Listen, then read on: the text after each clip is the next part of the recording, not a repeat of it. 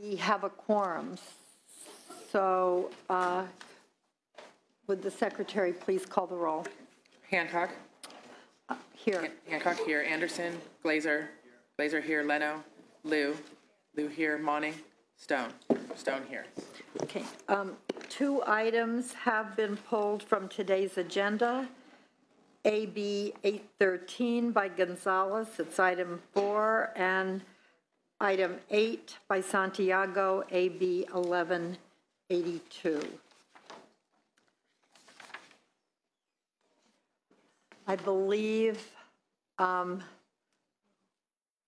you want to check the chair on public safety if Ms. Waldron doesn't know? Okay, what I'm going to ask is the first item is AB 32 by Assemblywoman Waldron, but I'm going to ask if it would be okay if we took item 2 first, because Assemblyman Quirk does have to chair the Public Safety Committee in the Assembly. Now they're telling us he doesn't have committee. Perfect, she can go. Oh, well, good, okay. Thank you, Ms. Waldron.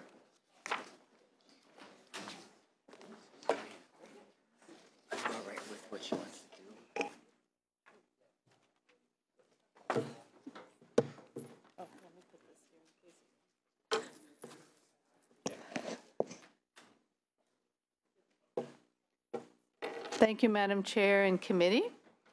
I'm here to present Assembly Bill 32, which is a bipartisan bill, co-authored by Senator Allen and Assembly Members Chavez and Jones.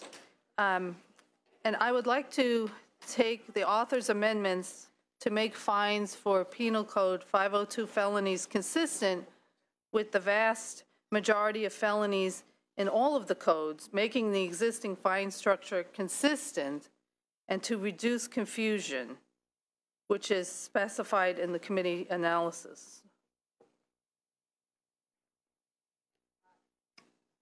Speakers in support of the bill. John Lovell with the California Police Chiefs Association, California College and University Police Chiefs Association, California Narcotic Officers Association, California Association of Code Enforcement Officers, all in support and here to answer any questions. Thank you. Tim Yarian with the Association of Deputy District Attorneys, the Association for Los Angeles Deputy Sheriffs, the Los Angeles Police Protective League, Riverside Sheriffs Association, in support of the bill. Thank you. Others in support? Speakers in opposition to the bill? Seeing and hearing none. Assemblywoman, I appreciate very much your amending your bill to delete the proposed fine increases. We're all very concerned about the fines, and we're going to be holding hearings on those fines in the fall. And I welcome the clarification and simplification of the penalty structure. That is going to be important. So thank you very much for your efforts in this very complicated area of the law. And I'm happy to support your bill with the amendments. Senator Stone. Thank you, Madam Chair. I just want to commend Assemblywoman Waldron for bringing this forward. We've seen a lot of high-profile computer hacking crimes, and certainly we need to make our penalties and statute of limitations, as you've articulated in your bill, better for the victims of these terrible crimes. And I would gladly move your bill. Thank you. Yeah. Right. And staff just reminded me that also the statute of limitation provisions are going to be stricken from the bill. So the bill is very simple, very straightforward, and clarifies an important but complicated area of the law. There are no other questions or comments. Please read the roll. Oh, would you like to close? Thank you, Madam Chair. I really appreciate being able to work with the committee and with you, and I urge an aye vote. Thank you. Hancock. Aye. Hancock, aye. Anderson. Glazer. Glazer, aye. Leno. Liu. Liu, aye. Monning. Aye. Monning, aye. Stone. Aye. Stone, aye. Thank you. Thank you. Assemblymember Quirk. AB 56.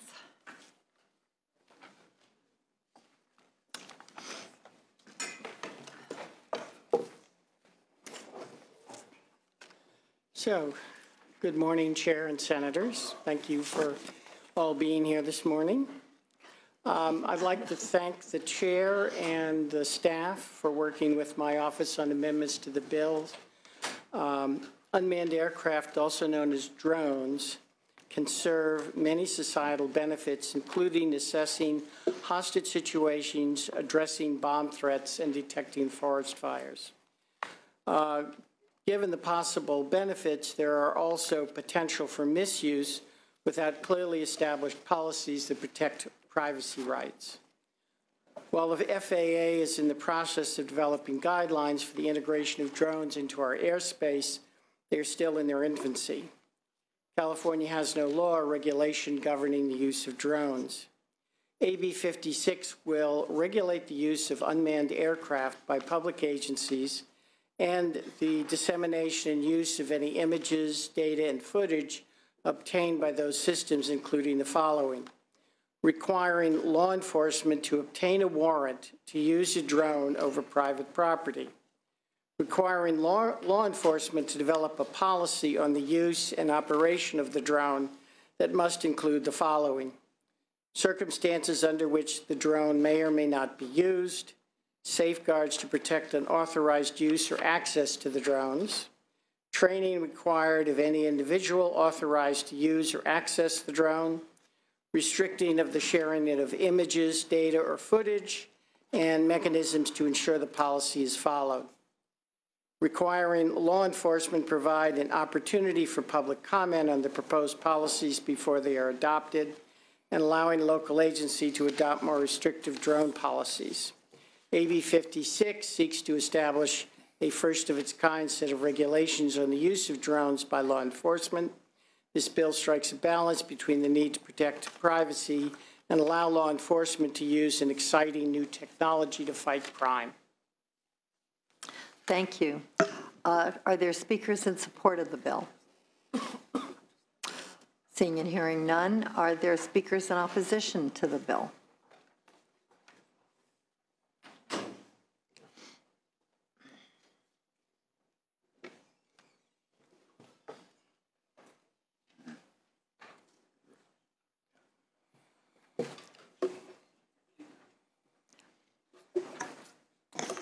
Good morning, Madam Chair and members. Corey Salzillo here on behalf of the California State Sheriff's Association. Unfortunately, still in opposition to the bill. Our position is opposed unless amended. First, let me say we appreciate the work of the author and his staff. They've worked tirelessly with us to try to find something that is amenable to both of our needs and our interest. Specifically, we appreciate the amendment that removes the Board of Supervisors' approval prior to acquiring and utilizing a drone. But we must respectfully disagree with the amendments that are apparently going in the bill, requiring the vetting of the policy issues before the board.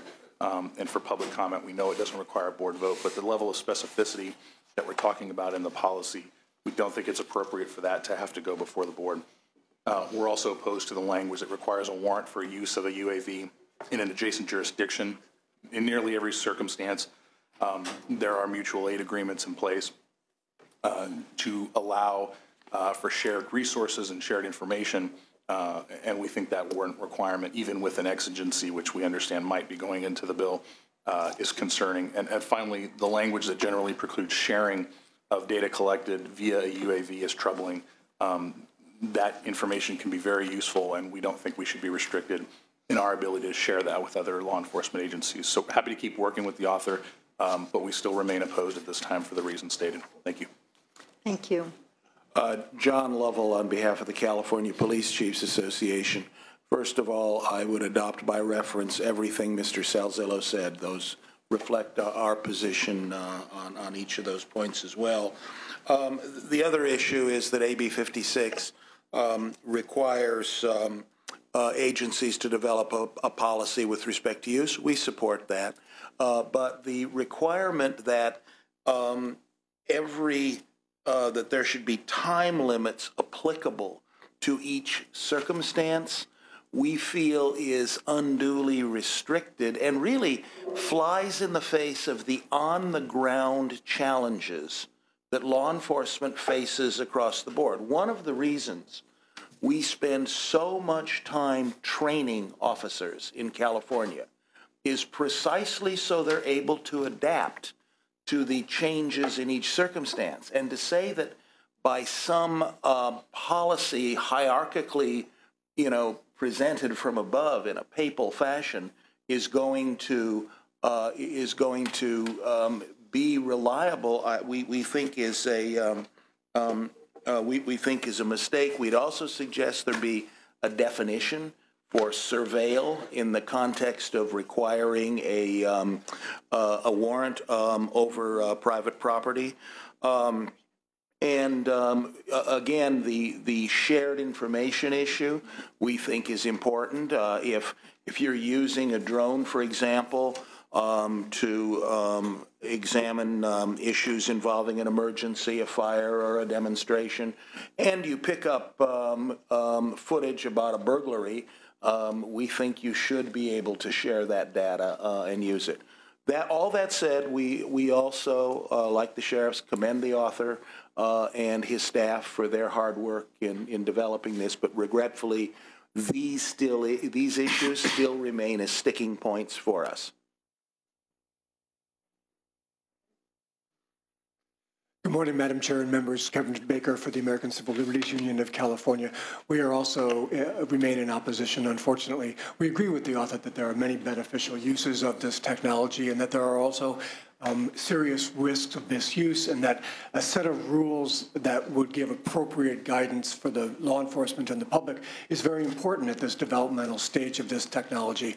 Unfortunately, when we look at the bill, we find insufficient content to provide those that kind of direction and guidance. Among other things, in contrast to our brothers and sisters in law enforcement, we believe that, excuse me, there in fact should be more robust oversight of the law enforcement agencies by the democratic bodies that are elected to oversee those institutions. And so we remain in opposition. Others.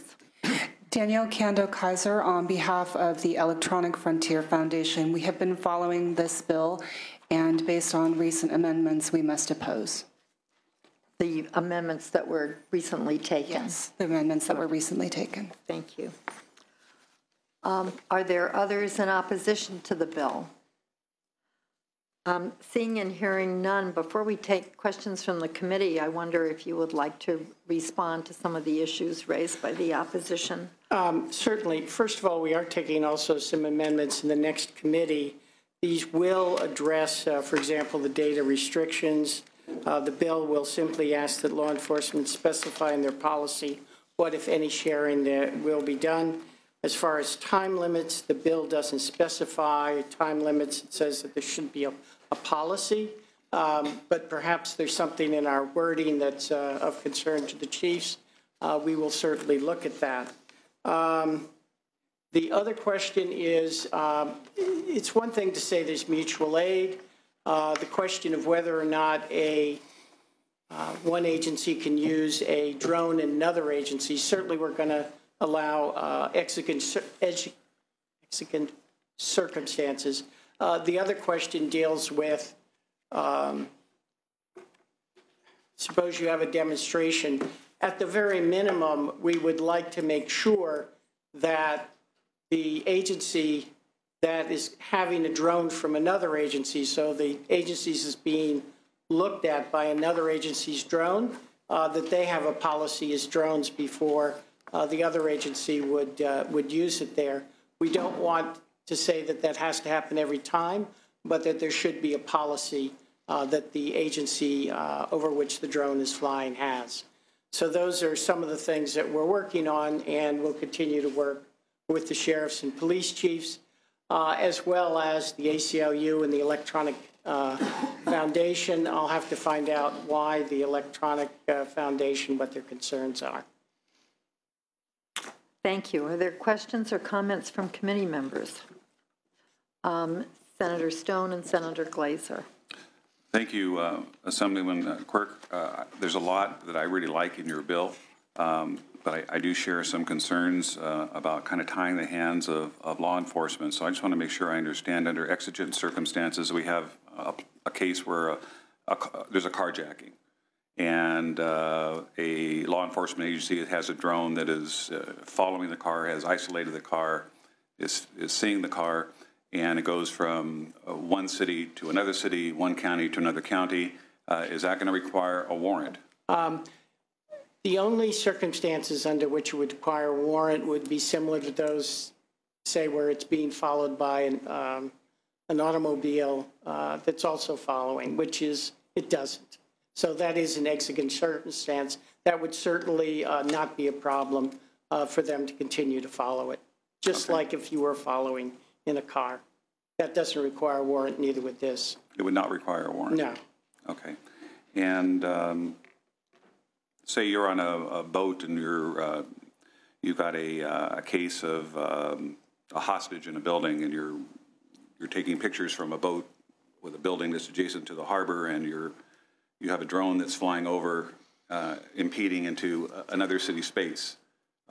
Is that also considered an exigent circumstance, or would you then need a warrant to get the pictures that may include some private property images? To the extent that, again, it would be under the similar laws that would allow police officers, say, to look inside a building or take a picture.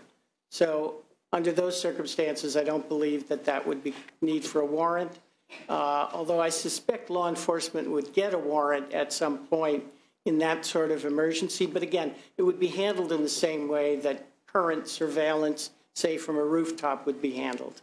Okay. And then if it's okay, Madam Chair, I'd just like the opponents to respond to the same questions. I want to make sure that their interpretation is the same as the authors. Thank you, Senator. And through the chair, I think that the bill is fairly clear at this point that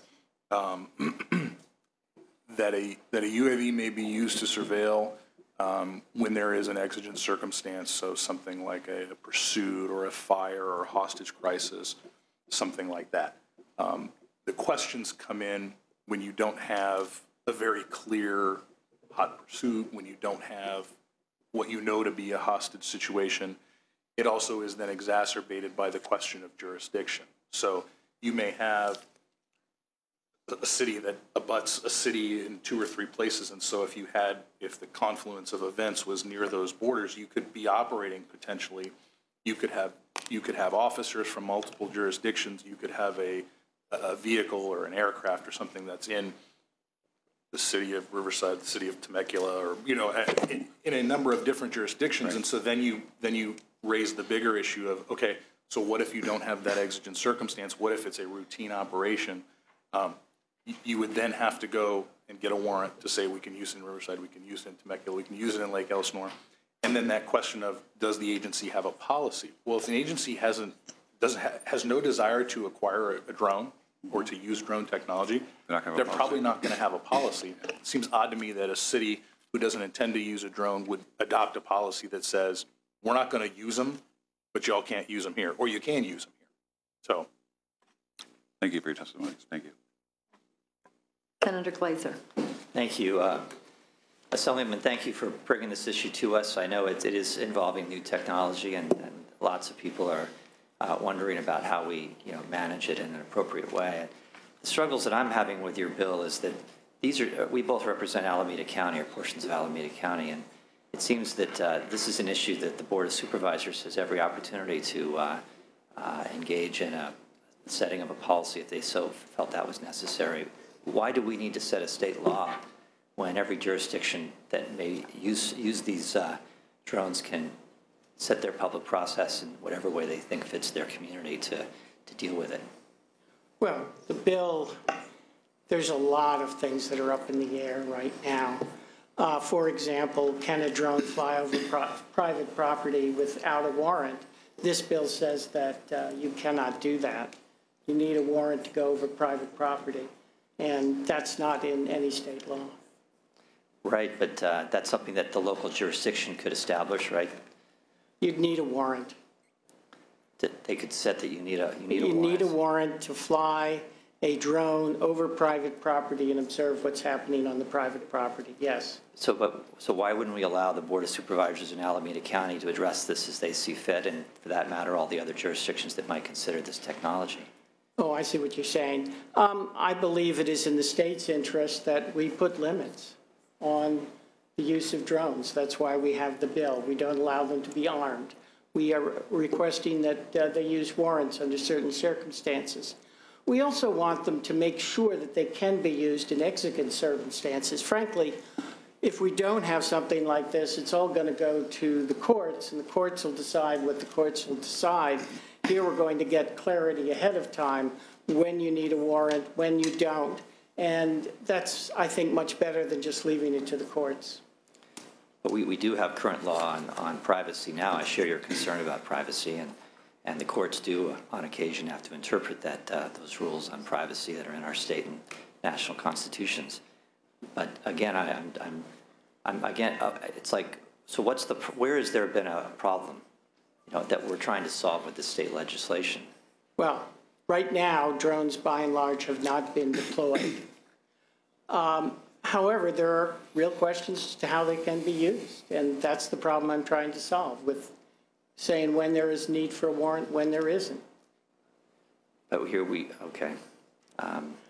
They use a drone in Alameda County, right? They currently have one in Alameda County. I'm not aware of a problem in the use of that drone. Are you aware of any problems there? I spoke with the sheriff, and it doesn't seem to indicate there's a problem. As soon as those things are going to be used as evidence in court, we're going to have the court interpreting current law. And current law doesn't speak to drones. This bill will. It'll say when you need a warrant, when you don't. I've also spoken to the sheriff, and he says, yeah, when we're going to have a task force go into an area, we know something's going to happen, we're looking at private property, he is content with having a warrant under those circumstances. So if the bill was more narrowly crafted, for me at least, as it relates to proper search and seizure and the use of a warrant, I'd be much more comfortable with that. But this bill seems to be much broader in terms of requiring localities to establish policies, even that really is their choice as to what they want to do or not do, what kind of equipment they want to acquire or not acquire. But this is a much broader bill than just about warrants on searches of private property or aerial flights over private property, right? It's a much broader bill than what's here. I mean, this is much broader than that issue. Well, law enforcement is going to develop most of those. Again, with Sheriff Ahern, he has developed the guidelines for his department, which I think are quite good.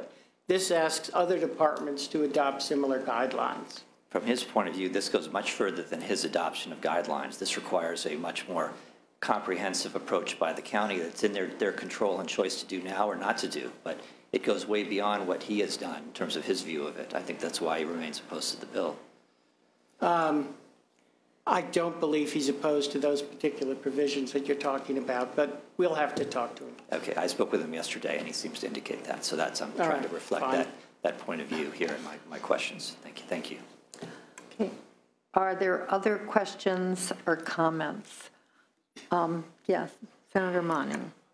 Thank you, Madam Chair. So just some clarification by your own representation and by the analysis, some of the constitutional issues are going to be dealt with in the Judiciary Committee, assuming the bill clears here. Is that correct? So we'll have a further conversation on that. The bill is explicit, and I didn't hear any opposition. It would prohibit arming drones. Is that correct? Absolutely. And that's not currently in the law of the state of California. Is that correct? No.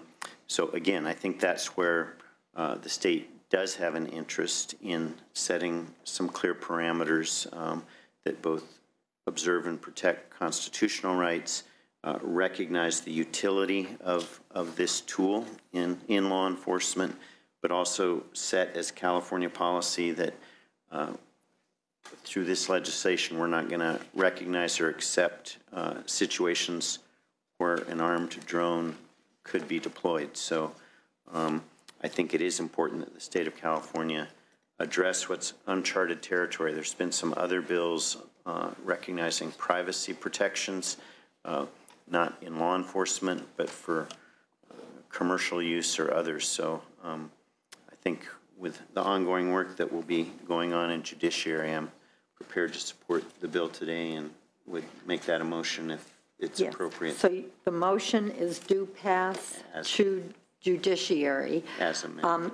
Well, no, they're going to take the amendments in judiciary and, you know, maybe Got it. some others beforehand because of the time Got it. restraints that we're under.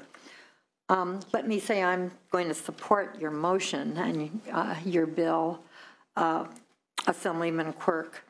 You know, this is an area of emerging technology in a situation and an era where government intrusion into personal privacy is a matter of concern and discussion everywhere.